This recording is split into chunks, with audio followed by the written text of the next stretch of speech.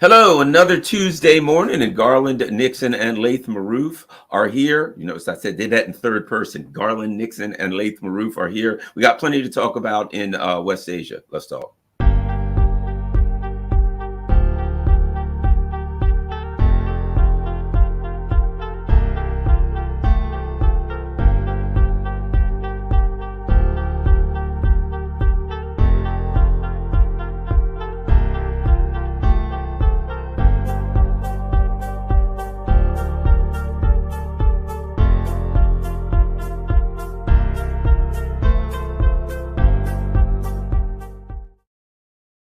All right, Lath, let's start here with an interesting story. Very interesting article, and it is in Al Mayadeen. That you can go to english.almayadeen.net. I think they do a fantastic job of covering West Asia, covering the conflict in Gaza. Red Sea threats most significant since World War II, according to U.S. Navy officer.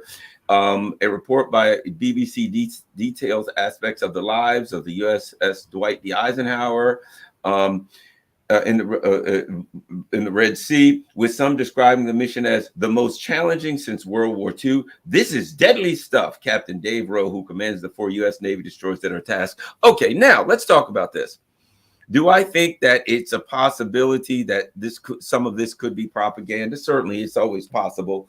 But if we add what we already know, what that's going on, I read that the traffic going through the Suez Canal has dropped by at least 50%. We know that's hurting Europe, which the U.S. is all for that. They love nothing like better than crushing Europe. But I also recently read that the Ansar Allah fighters are saying, well, I don't know if it's true or not, that they've got their mitts on some, or have developed, however you want to look at it, some hypersonic missiles, which if that is the case, then that changes the equation. But it certainly sounds like the U.S. Navy is describing their fight with Yemen as a World War II battle against the Japanese Armada, for God's sakes. What's going on with that? Your thoughts on that, Lath Maroof? We spoke here on this show a couple of times about this, the significance of what Yemen is doing. It is ending 600 years of naval domination by Europe and its colonies and its former colonies like the United States, of other nations through projection of power through naval armadas. It's not only control of trade, it's how you can bring your destroyers to the shore of a nation across the planet and dominate it that way. That has ended now with Yemen, and the declaration that they have hypersonic missiles. This means they are only the 4th nation on this planet that have this technology. China, Russia, Iran, and now Yemen. Not even the United States or any European power has these missiles. And these are missiles that you cannot defend against at all. So it means they can sink the aircraft carriers of the United States if they wish to. And this is what they had now indicated to the West.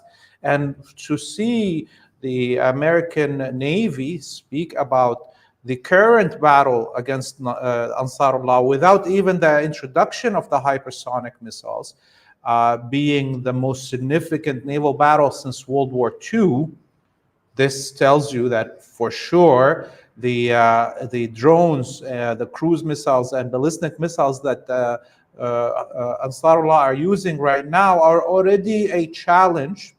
They got very close to, and it seems like if they wanted it to, they could have sank the USS Eisenhower. We know now that earlier last night, the United States announced that there's 2 missing crewmen off one of their destroyers. They're claiming that they fell in the water. Again, this is the second time they claim they fall in the water. So it is for sure that Yemen is already hitting destroyers, that these are the first defense for the aircraft carrier. There's the whole aircraft carrier group that is at the center of it is this aircraft carrier, and it's being protected with all these air defenses.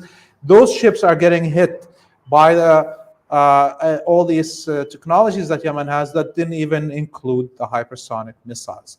The other significant thing about what they just said, the Yemenis, and again, I mentioned this on your show, I don't know if it's last episode or the episode before, I said the Yemenis have the capabilities to hit any ships come, off the coast of India and off the coast of South Africa.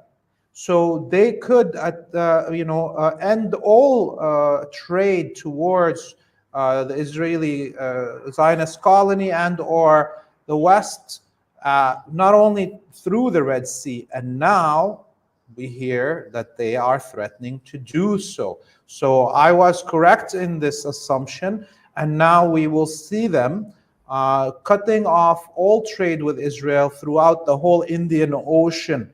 And my Lord, this is definitely the most significant naval battle and development since World War II. One thing that's interesting, I look at this, people, I think many people who don't look at what's going on now through a historical context don't understand the significance of what you're saying here. When you think about history, people were fighting with arrows and things like that. And then came gunpowder, right? And then there were guns. And that technology changed the entire nature of conflict. You know what I mean? And in the military, there's a term called area denial. They talk about the Russians have the S-400 system. And basically pilots say you don't want to fly if the S-400 is in the area because you don't have a chance against that. There's no way to escape it. The S-400 has hypersonic missiles. You've got a plane. Once they lock in on you and fire a missile, you can only hit your ejection seat because you're done, right? They're area denial. It sounds to me like what we're looking at now is a combination of that. Number one, if Ansar Allah has these hypersonic missiles, they're area denial technology. If you have a ship and they have these missiles, you don't want to be in that area because you're almost certain to get hit. Now, let's just say these aren't missiles that maybe like the Russian missiles can change directions and all of that. So maybe they're going straight. Maybe you can hit one. But the missiles, what I've learned from people who are involved in this technology is people who fire missiles fire a salvo of missiles. That there are mathematical formulas, and you say, if I fire X amount of missiles, if I fire one missile, it has a 40% chance of striking. If I fire 2 missiles, it goes up to this. If I fire 5 missiles, it goes down to there's a guarantee that 100% that at least one of them will get through, right? And when you go to hypersonic missiles, those numbers dramatically drop down to at some point 1 will get through. So what we're looking at is like the invention of the wheel, the invention of gunpowder. We're looking at missiles that now say that I don't care how poor you are, your country is. I don't care how much money, I don't care whatever. If you got these hypersonic missiles, if you have these anti-ship missiles, the whole concept of the US's blue water navy, as they call it, that can dominate the seas is completely over. That changes the landscape of naval operations in the world for good. There's no way to come back from that, is there? You are so correct, obviously, and look at it. This area of denial, as you have coined it there, originally it was just the shores of Yemen in the first few weeks, right? And then it extended all the way to the whole Red Sea, the whole Arabian Sea, and the Gulf of Oman. And now the area of denial is the whole Indian Ocean. This is unheard of. And clearly, even my conception of this ending 600 years of naval domination by the West, of other nations across the planet, it's almost, it's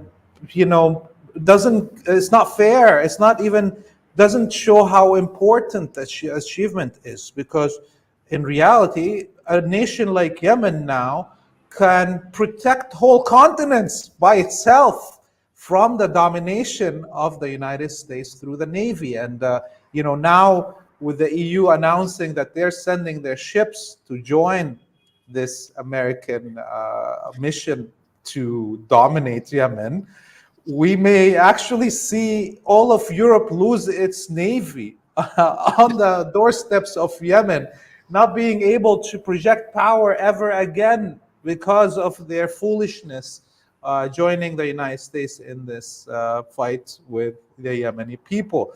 Like we watch in awe. And I personally, I'm right now very, I want to go and visit Yemen. I want to see these people and I see how they're living. I want to see how they're doing this, because this is I think the most impressive military feat we've had. And they're becoming heroic symbols, these Yemeni people and Yemeni fighters, for all of humanity. It's opening the doors of our imagination of what we can do without European domination. Yeah, I certainly agree. And when we look at the potential here, but if you are the U.S. empire, you have to look at it and you have to say, if the Israelis decide we're going to attack Hezbollah and turn this thing up, if they decide we're going to attack Rafah, if they decide they're going to take it to a higher level, the question becomes, if Yemen really decides to, if Ansar Allah really decides to, because right now it's obvious they're throwing elbows, but they're not really throwing knives at this point. You know what I mean? They're not giving it all they have. They could do much more. That if they really decide, you have to think to yourselves. They have to be thinking to themselves, we're struggling right now. And Yemen, what this effectively does is this: drones and missiles gives any country an air force. It gives Yemen an air force, a powerful air force.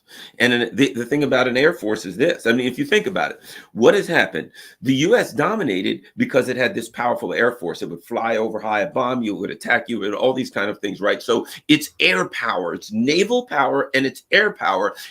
As an empire has to project power. The U.S. could project power without losing a bunch of soldiers, which would, upset the people at home. Why? They had this huge air force, 40, 50, 60, now $150 million for a single plane, these very expensive Navy assets, right? What Yemen has done is now it has an air force, but it doesn't have to worry about losing pilots. Its drones cost a few $1,000s. Its missiles cost a few thousand, maybe some more, but now at a much less expensive.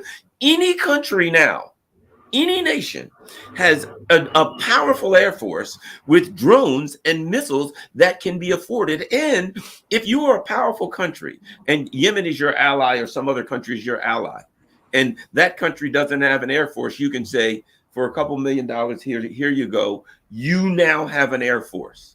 And now they're using these boats, underwater drones and stuff. We'll give you a military. We'll give you submarines. But you can throw that stuff all day because you don't have to worry about you losing people. In fact, Yemen's Navy and Yemen's Air Force is much more deadly, much more dangerous, and much more effective than the U.S. or Europe because they don't have to worry about losing pilots. Your thoughts? Yeah. It's called the democratization of military technology. Nations now can compete with the superpowers with these technologies of drones and guided missiles that are cheap to produce. And look at what China and Russia and Iran are doing right now as this battle on the shores of Yemen unfolds. They are conducting a huge naval exercise in the Gulf of Oman, basically in the fire range of these missiles and drones. And they're also probably watching and monitoring and documenting the whole battle between the United States and the Yemeni armed forces in these waters and preparing themselves to learn from these amazing tactics of the Yemeni armed forces. But by the way, this was the first time in recorded history that ballistic missiles are being used to hit moving naval targets. I mean, Russia and China never did this. The United States never did this. So there's a lot to learn from the Yemenis. And so all of these nations right now are gathered in these waters. They're conducting exercises. They're monitoring how the U.S. is responding. They're probably tweaking their own technologies as the battlefield is showing them what needs to be tweaked, where and how. And because they are the ones that produce these weapons that Yemen has, and or they are the ones that transferred this technology to Yemen, even if Yemen is producing them, they are. It's easier for them to tweak things, and so I think the stupid decision that the United States took to confront Yemen on behalf of Israel is actually now exposing its weaknesses to much stronger opponents like Russia, like China, like Iran. So the United States has opened up its most advanced technologies and is using its most fresh tactics that it has all to face off Yemen. So now it's actually wasting this and opening itself to much bigger defeats in the face of a confrontation with China or Russia or Iran. And Yemen. One last thing about it is that even last night they hit Eilat, or Rashrash, if the original name of the town, on the Palestinian occupied town on the Gulf of Aqaba coast. All the extra French and Spanish and German ships that are parked in the north part of the Red Sea with their air defenses trying to stop the drones and missiles of Yemen from hitting the Zionist colony, they're still hitting the Zionist colony. So that shows you that none of the technologies that the West has is capable of stopping Yemen. Your thoughts on? I also wanted to ask about another conflict zone being South Lebanon, north of Palestine. I know that I've read that I don't hundreds of thousands, if not a million, Israelis have left the area and they won't come back, and they're afraid to come back. And Israel is saying, well, we're going to drive Hezbollah all the way back to the Litani River, which they clearly have no chance of doing. Your thoughts on what's going on in North Lebanon and the future of that? I mean, Israel has no chance of taking it back. They'll lose if they decide to. The worst thing they could do is try to fight, because then they lose the whole thing. Palestine, South Lebanon, what's going on there? What do you see coming for the future, etc.? Yeah, I mean, it's getting heated up. On average now, there's around 10 operations by Hezbollah on targets in North Palestine. And the number of missiles or drones or what have you in each volley or each attack is increased almost tenfold. There's now some of the attacks that Hezbollah conducted over the last 4 or 5 days included waves of 100 missiles at a time, or 150 missiles at a time. So these are numbers that were not even common in the war of 2006, and we saw the Israelis, start attacking targets further and further inside Lebanon. They concentrated lately on the border area between Syria and Lebanon in the Qalamon mountain region. I was in Syria just this past few days visiting family, and the area on the other side of the Lebanese border where the oldest churches in the world are, the Ma'lula region, where people still speak the language of Jesus, Aramaic.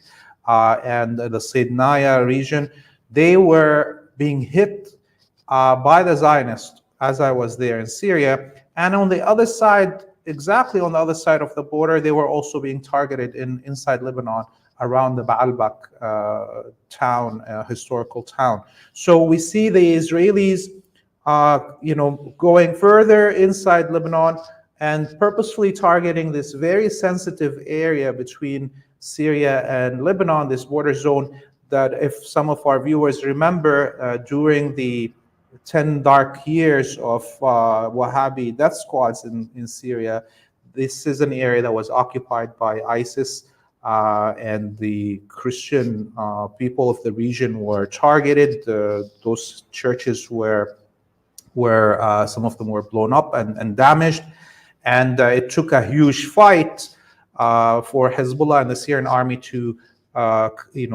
cleanse the area of ISIS. It's a huge, high mountains and hard terrain with snow and what have you.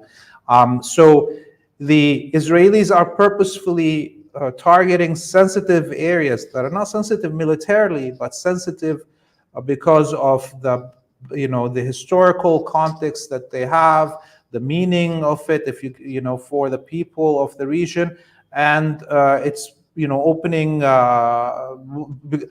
We could see, just like what's happening in Deir ez-Zor, every time the United States attacks the Syrian military, ISIS shows up. Could be a kind of a setup for ISIS to attack these regions again. And so, on the one hand, the Israelis are doing nasty things as they commonly do. On the other, Hezbollah is actually, has practically destroyed all the Israeli positions in the Golan Heights, the Syrian-occupied Golan Heights. This is more sensitive to Israel than even the attacks on the north of Palestine, because if the Golan Heights are liberated, it's impossible to take them back by the Israelis. Syria will have a huge win, and and also anyone who is at the top of the Golan Heights can command all of North Palestine, North Jordan, and the south of Syria. This is where the concentration of attacks have been. And one last thing, actually, the Iraqi resistance have joined in these attacks on the Golan Heights. They've been most of their attacks over the last week, since we talked last Tuesday, the Iraqis have concentrated most of their attacks on the Israeli positions in the Golan Heights, and that tells you how important this zone is.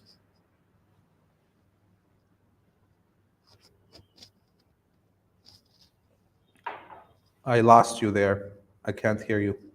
Oh, okay, there we go. Okay. I was on mute. The other thing I wanted to ask you about is Rafah. One of the things that we're hearing discussed a lot is, the issue of starvation tactics used by the Israelis and the difficulties that people are having getting food, and Biden's with his whole hoax of a peer or a port or some such foolishness.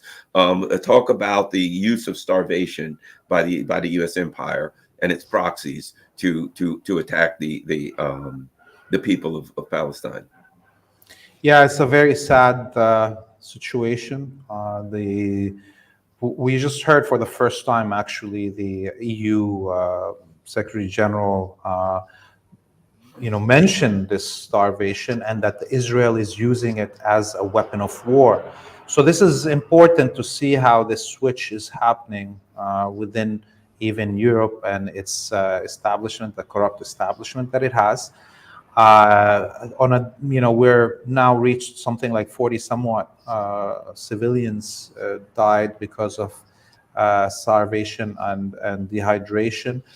So we are now in a situation of famine in the north of Gaza specifically. Those numbers are going to, increase as the situation worsens. We see these theatrical airdrops of food by the West on the north of Gaza, and every time practically, these drops, the chutes fail and somebody gets smashed, killed by this aid that's coming from the sky. And on a daily basis, every time the trucks arrive, we saw the Israelis attack the Palestinians as they arrive at the trucks. And we even saw video evidence of where the aid falls from these parachutes. Immediately, the Israelis shelling those areas as people gather. It's a disgusting situation, and the West is to blame for this. Western elite are aiding and abetting in the commission of famine and genocide, and the use of hunger as a weapon of war. Um, and we, this idea of we saw a boat from the World Kitchen or whatever organization coming from Cyprus with food, and then landing this food in the north of Gaza with two Israeli soldiers who are supposed to be in control of it. So we see how even that is theatrics. Why give it to Israeli soldiers? They are the ones that are not allowing the food to enter Gaza. So it was all theatrics made just to kind of make propaganda for the West that they're trying to feed the people in Gaza. And finally, this idea of the pier, floating pier. I mean, there's indications that this is either to allow for an invasion of Gaza by Western troops, because the last time that a floating pier this size was built was during the invasion of Normandy in World War II, and or that this will be a launching pad for mass expulsion of Palestinians from Gaza, because Egypt doesn't want to be the one that opens the door for a mass exodus of the refugees, that they'll have this pier and there'll be a mass exodus to it, and then dispersal of the Palestinians across the globe, and where it to become insignificant minorities that don't have any say or power in the future of their people. Oh, wow. Speaking of what's going on in occupied Palestine, what's happening? I think it's the Palestinian Authority, Abbas, and there's some, I don't even understand what's happening there. If you could, by the way, before we go any further, let me remind everyone, Laith works with an organization that's working to bring English language information directly out of the area to more people. You can go, their website is freepalestine.video. That's freepalestine.video. They certainly need people to donate. They got a lot of expenses, and of course they're facing some level of oppression. So please go to freepalestine.video and donate and help keep their good work going. Okay, Laith, once again, fill us in with what's happening with the PA and the politics inside of Gaza and West Bank, Palestine, etc. Yeah, so the West has been trying to kind of revive the usefulness of Abbas and the Palestinian Authority because they have become insignificant to the Palestinian people. And so, and also at the same time, the Palestinian factions other than Fatah have been asking to, democratize the Palestinian Liberation Organization, restructure it to include all the Palestinian factions, and so they will have legitimacy to the PLO, and to end the military cooperation between the PA, Palestinian Authority, and the Zionists. And we saw that a meeting happened in Moscow just last week, where the Foreign Affairs Ministry of Russia invited all the leaders of the Palestinian parties to negotiate this reorganization of the Palestinian Liberation Organization. Of course, Abbas is a traitor. He's like the Vichy of Palestine. And what did he do? He, refused to unify the government with the rest of the Palestinian factions. And he appointed this useless collaborationist, new prime minister, a new government. And of course, the Hamas, Palestinian Islamic Jihad, PLFP, and others all criticized the PA and Abbas for doing that. And what happened is Abbas and his goons came out with these statements blaming Hamas and the resistance in Gaza for the genocide of the people in Gaza, basically regurgitating the propaganda of the Zionists. This is a Vichy regime, 100%, and there's no way you can negotiate with such collaborators that have the blood of the Palestinian people on their hands. Look at what they're doing to all the demonstrators or resistors in the West Bank, and how they're giving their information to the Zionists and or arresting them on behalf of the Zionists or killing them on behalf of the Zionists. And I'm glad you mentioned Free Palestine TV. I haven't said this before anywhere publicly, but in November last year, at the end of November, Free Palestine TV, we were broadcasting from a press conference with leaders of the Palestinian resistance groups and parties in Lebanon here. And the head of Fatah in Lebanon, his name is Mr. Al-Aradat, Abu Al-Aradat, we asked him a question live on air. Where is the Palestinian Authority security forces at that time? What are they doing? This was just one question that we asked. Where are the Palestinian Authority security forces?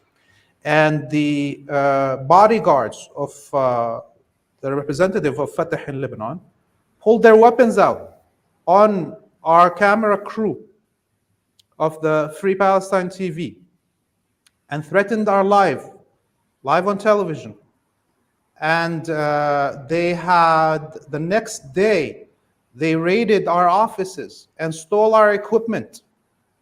Okay, this is part of why we're now asking for donations, is because the Fatah goons in Lebanon here threatened our lives and stole our equipment, destroyed our studios, because we asked one question to the representative of Fatah: where is the Palestinian Authority security forces? And of course, we know the answer, where they are. They are collaborationists with the Zionist regime, and they have the blood of our people on their hands.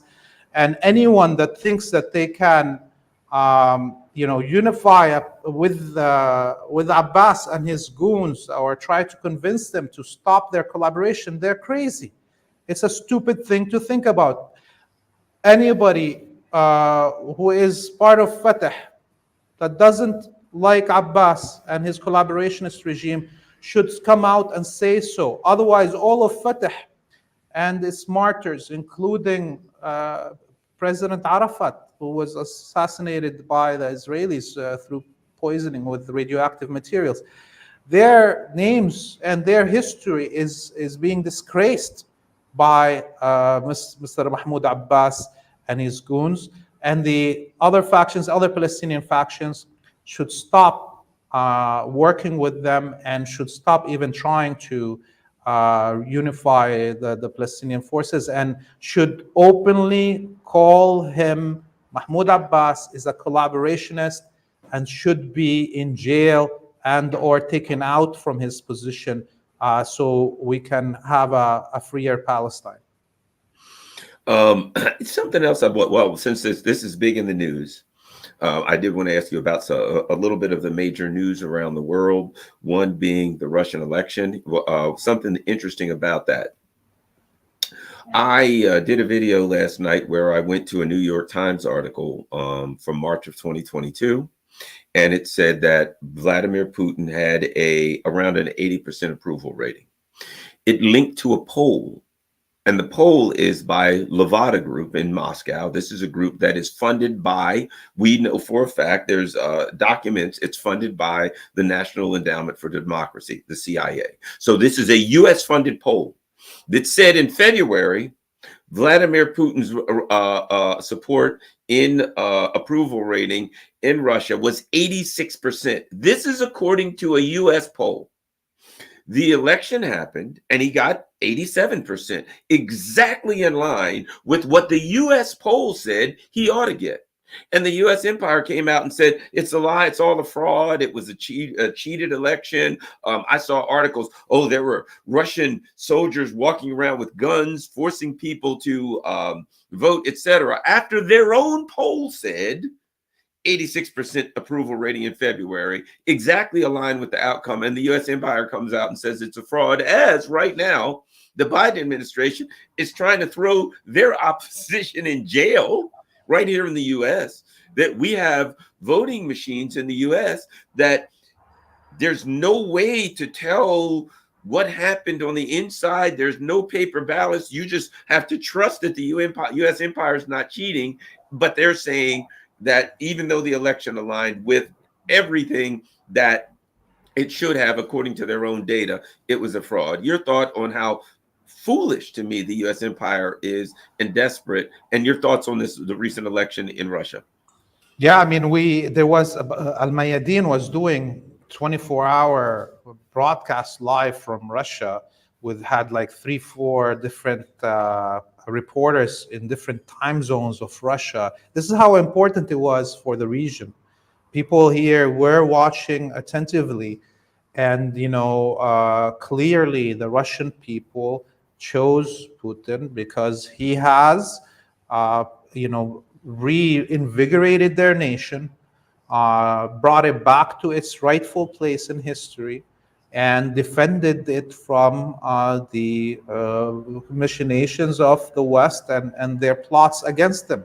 And so, if the United States had a candidate of that caliber, he would also, or she would, whoever, whatever, would get also that support of 86%. But because the choice in the United States is between, diarrhea and constipation, of course, it's going to be always like on the 1% off here and there. Look, the Yemeni leadership, Abdul Malik al-Houthi sent a letter of congratulations to President Putin.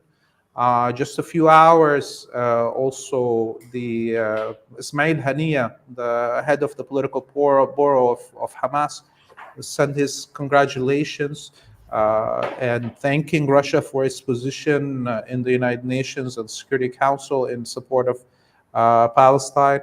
We had Iran, Turkey, all of them, and you could see how this is now genuine, new relationships, with resistance axis countries and military groups like Ansarullah and Hamas that have now these direct relations with Russia. This is a new age, a new time that we're living.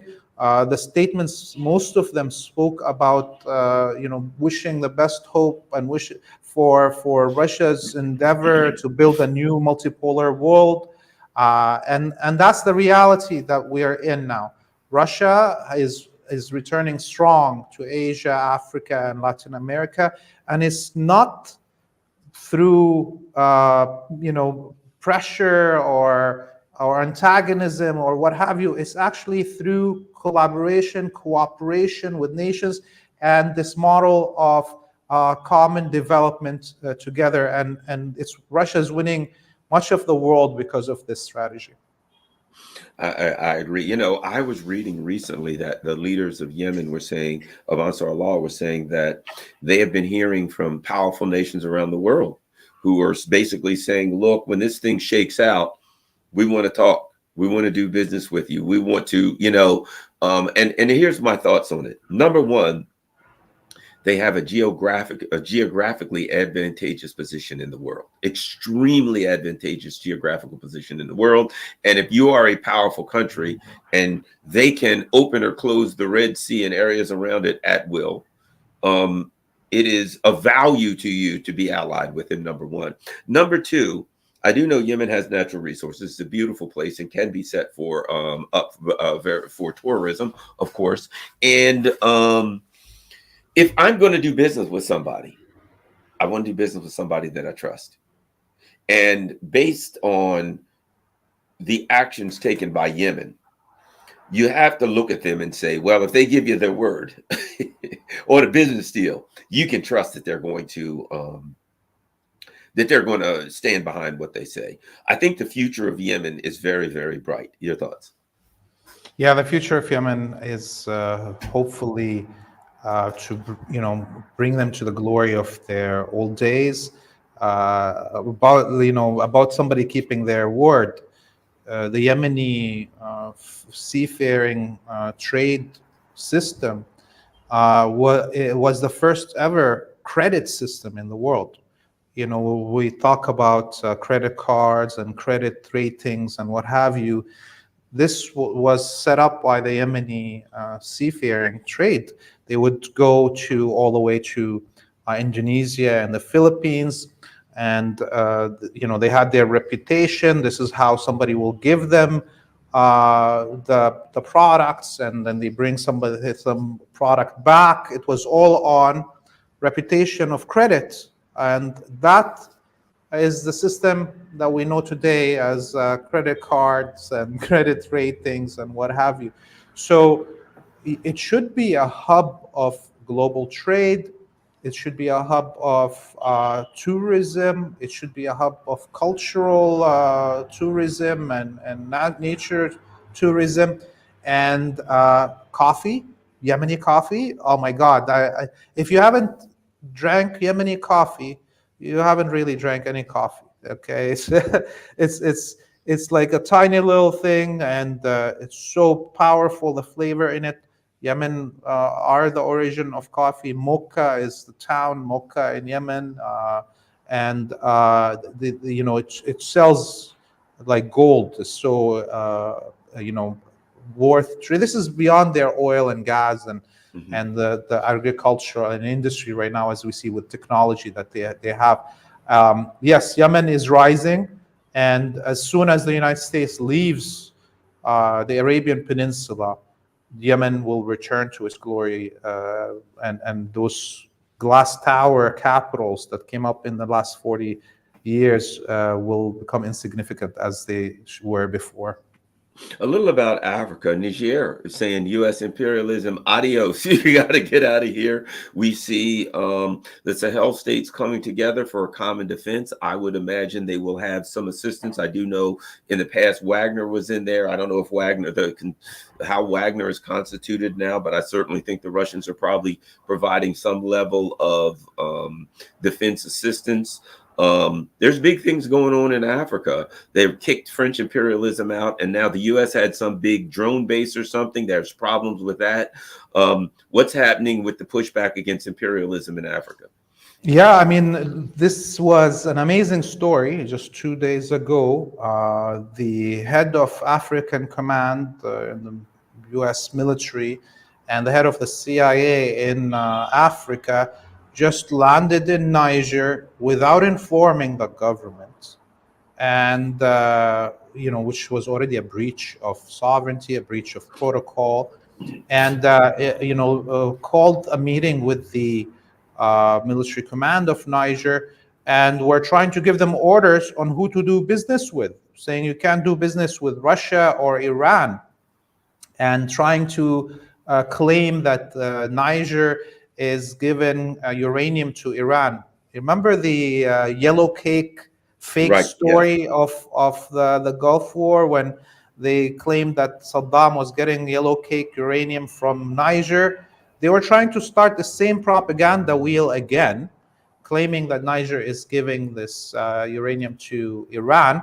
And the spokesperson for the military command of Niger had a press conference and condemned this violation of sovereignty, the entry by the Americans to the territory of Niger without permission, and condemned this lie because, as it was happening in 2003, it is still till today that the French control all the uranium in Niger, and it's a French company that exports the uranium. So the government doesn't have even one dot of uranium to run its own electricity, let alone sell it to somebody else.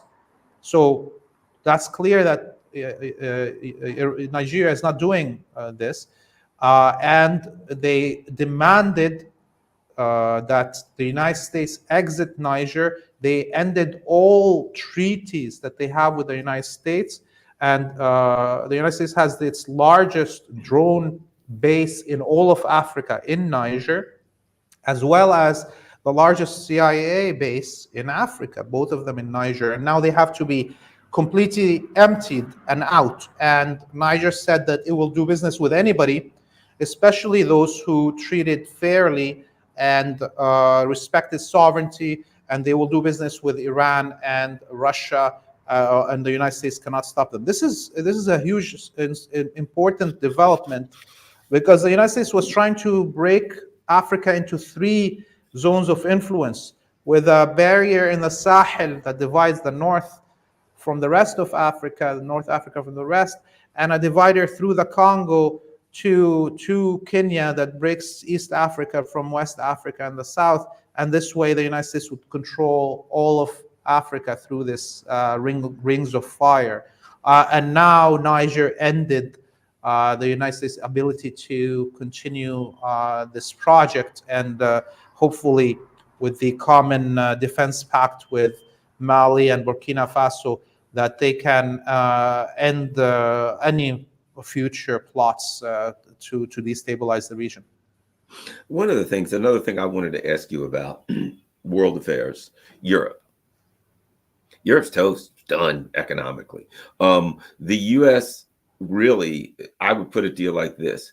The U.S. was a war on the European continent. It wasn't really a war on Russia, right? It was saying to the European continent, you're growing too fast, you're getting too big for your britches economically. And you're doing that by getting cheap energy from Russia.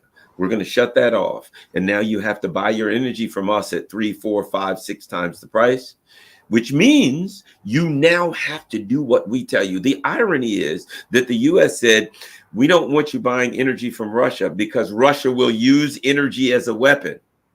We want you to buy it from us, so we can use it as a leash. We can use it as a whip to have you fully under control. The European economy is spiraling and crashing. And as the ruling elite of the European continue to just double down and just wipe out and destroy their own economy, the people of Europe seem to be starting to ask a few questions. We're starting to push back a little bit. We saw Galloway, but I'll put it like this. I'll end up with this and throw it over to you. For centuries, the ruling elite of Europe have been going around the world massacring, genociding, impoverishing people, stealing their stuff. And now they're doing it to their own citizens.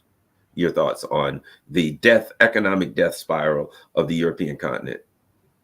Yeah, it's very similar to that moment of, just before World War II and World War I, where there's, practically no one else outside Europe to kill, or North America. So they start killing each other over who's the biggest dog. And the United States in this situation is the one that's leading the slaughter. I remember, maybe some of our viewers would know this. There's a very important professor of political science. His name is Ali Qadri. He's teaching in China. He's now kind of considered one of the most important thinkers of decolonial thinking in the world, and he's very respected in China, in Africa, in the Arabic world, in Latin America. So Ali Qadri, he has a theory about, how there was a mistake in how most thinkers, when they talk about capitalism, they think it's just a simple use of money and credit and banks and so forth, when in reality and that this came after, let's say, the Industrial Revolution. But in his mind, capitalism starts with the invasion of the Americas in 1491, 92. And for him, capitalism is the maximizing of expulsion of capital through genocide. When you have a population that is, you kill a whole population and it takes 30, 40 years to get somebody to become a specialist in something, all the investment in education or knowledge and what have you, and you just kill it all. That's the biggest waste of capital that you can have. And then the fastest accumulation of capital is the colonization of this land and its resources that you just genocided. So biggest waste of capital in the genocide, and then the biggest and fastest accumulation of capital through colonialism. And this has been the defining center of accumulation of capital in the West since 1490s. And as we see, the West right now is running out of nations to genocide, or the ability to do so freely, to be able to extract their resources at the least cost. You see the genocide that happened in Iraq and Syria and Yemen and Libya was all about extracting the oil and gas of those countries at zero cost. And this is what was going to happen to the Palestinians also. And so that's one thing. The other part of what we are living today is that for a first time in history, although we all have access to all these products and luxuries and so forth, for the first time in history, our lives are shorter. The more access to capitalist products that we have, the worse our lives are, the shorter they are. It's now possible that somebody's life is not going to be past the 40 years old for the first time in 100 years. Okay, in Africa, in Asia, in Latin America, in places like, and even in Europe and the United States, there's been a drop of the age, and that shows lifespan is going down, and suicides are up dramatically. Yes, and that is intentional. What is happening is intentional. The West wants to get rid of as many people on this planet, the elite in the West, including their own populations, the parts of their populations they see as undesirable, the sick, the minorities, the whatever, what have you. Anybody who is opposing their rule is going to be disposable. And Europe and the people of Europe are being sold by their own elite to this grinder machine that the United States is leading. And let me add this, and the excess workers they see as excess or useless eaters, as they call them, because as I remember there were all these factories making cars. And then they discovered, well, we can have robots with welding rods on them and they can make the cars. Now we can use AI. We don't need lawyers. We don't need this. We use that. And as they find ways to advance technology for less people, the working class itself becomes unnecessary. The only value the working class has is as a consumer. And as they find ways to live in luxury, with fewer consumers, as they find ways to maximize their profits with fewer workers, the problem is those workers are going to complain and they're going to want change and they're going to want to vote. They want all these other things to bring a lifestyle back. This promising Biden, Trump, whoever, we're going to bring back the jobs. That's what they always say every 4 years. We're going to bring back the good jobs, bring back the industry, blah, blah, blah. Well, they're not, and they can't because of the way the system's set up. And the people get upset. And so they've got to look for a way to deal with the people. And I think you're right. I never thought about that. What's happening is we're getting this, as the system gets better at what it does, people become less valuable. They become a commodity that's not valuable. And if you think about it, the more they now produce all of this, instead of eating vegetables and fruits and nuts and things, they have all of this processed stuff that you're supposed to eat. Then they say, we've got medication to help you. I see advertisements every day. Take this pill, take that pill, right? This is supposed to help. You've got to literally, this is no exaggeration. you'll see an advertisement for a medication that helps with a skin rash. And at the end of it, they'll say, may cause death, may cause cancers, may cause this, may cause that, for a skin rash. When oftentimes the skin rash is caused by, drinking too much soda, or you could drink more water, exercise, and take some herbal stuff and kill the skin rash instead. So the medications and the food they have now are actually shortening our lives. Oh yes, oh yes. I mean, it's like snake oil sellers right now. Whenever I go to the U.S. and I turn on the TV, I can't believe how much advertisement for medicines there are, and they're all this snake oil sellers. It's unbelievable. It's unbelievable. We're living as now worse than the generations, the two generations before us. Okay, this is crazy, and you know it was originally this billion that President Putin was speaking about, the billion that live in Europe and North America and Australia that are the West wants to keep alive and want to, make the rest either die off or be slaves to them.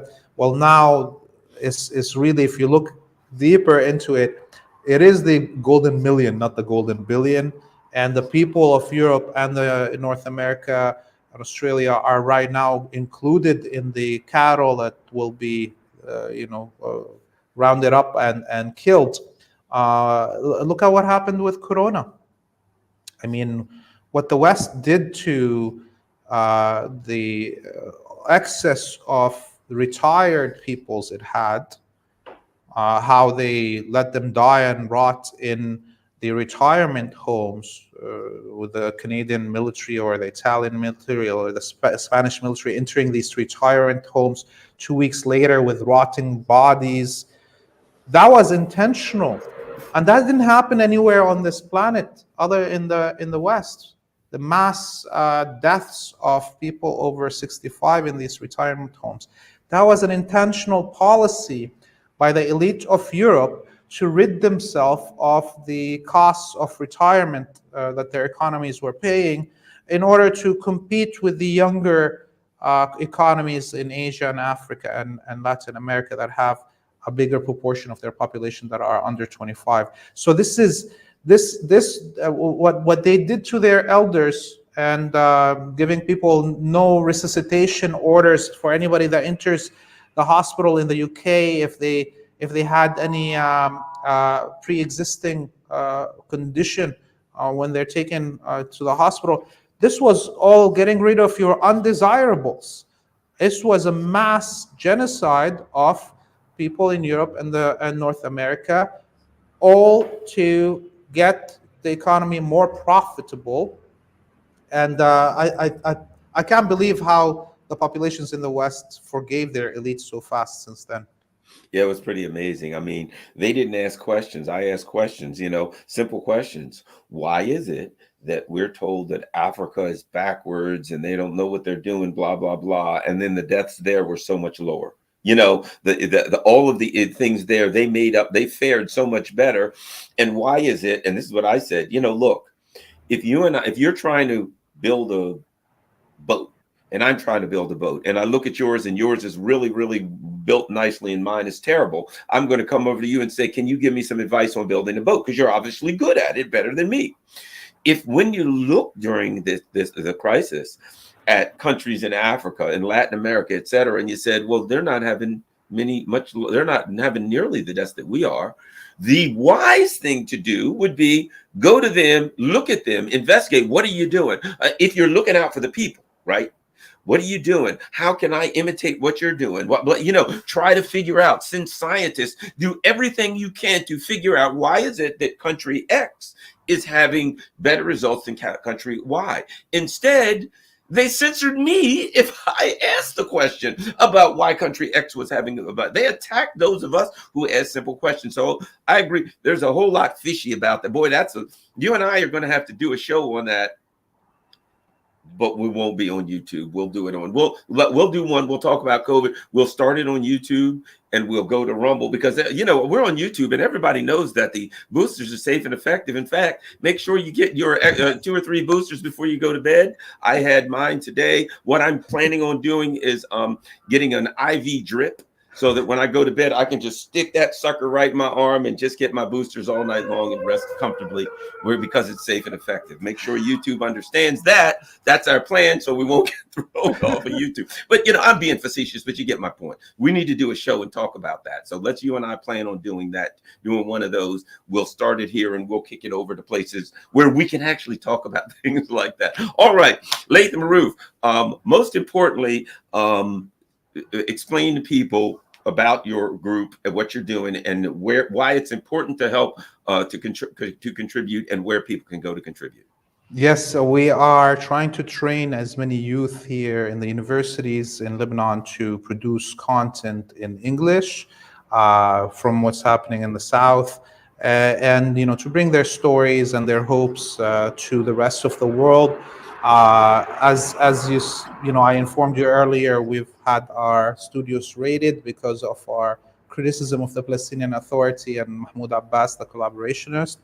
Please help us through donations. FreePalestine.video is the website.